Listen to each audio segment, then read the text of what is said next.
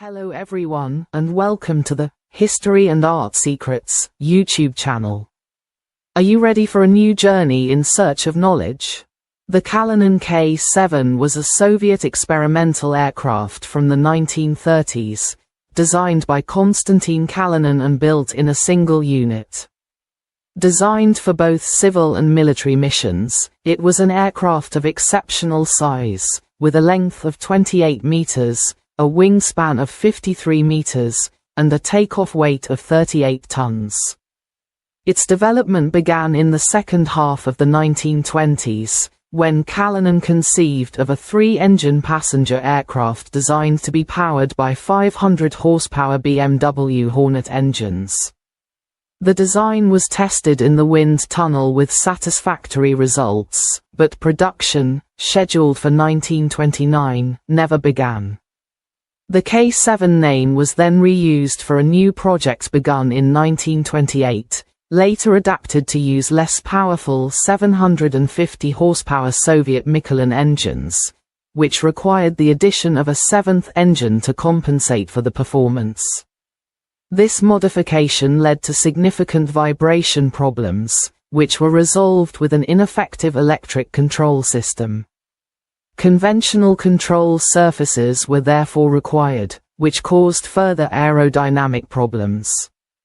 The aircraft's internal structure was made of chromium-molybdenum tubing, produced in the Soviet Union at the Dnipropetrovsk Metallurgical Works, at a cost of 100,000 gold rubles.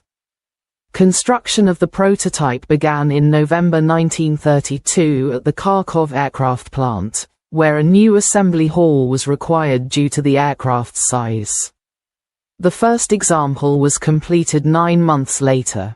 The first taxiing began in August 1933, revealing serious vibration problems. The first flight took place on August 19, with a lift of approximately 5 meters. After structural modifications to the tail, on August 21 the K-7 performed a circular flight without takeoff problems, but with severe vibrations. Its flight behavior was judged to be generally good. On November 21, 1933, a structural failure of a tail boom caused the aircraft to crash, killing 15 of the 20 crew members. A commission determined that there were no design errors. Despite the disaster, in 1935 2 aircraft were ordered, 1 civilian and 1 military, to be built at the Voronezh plant, but the program was cancelled due to strategic changes. Kalinin was arrested a few years later during Stalin's purges. The structure, initially planned to be made of wood, was built of metal. The cockpit in the forward fuselage housed 2 pilots, a navigator, a radio operator, and a mechanic, while 7 other crew members were distributed in other areas, for a total of 12 people. Internal communication was via telephones. There were 14 fuel tanks, located in the center of the aircraft. The 7 liquid-cooled Mikulin engines were arranged, 6 on the wing and 1 at the rear of the fuselage, between the tail booms, causing strong turbulence.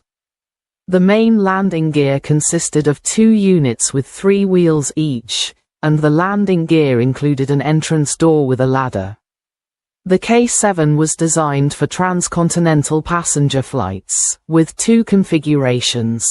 One for 128 passengers with a range of 5,000 kilometers and a luxury configuration with 16 cabins for 64 passengers, equipped with a meeting room, bar, and galley.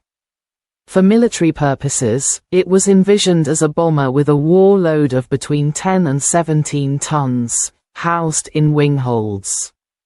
Defense was provided by 12 emplacements for 7.62 mm machine guns and 20 mm cannons, arranged to cover all directions. Variants were designed to carry 112 paratroopers and an 8-ton tank. If you enjoyed this video story, please like, share it on your social media, and subscribe to our channel. Thank you. Hello everyone.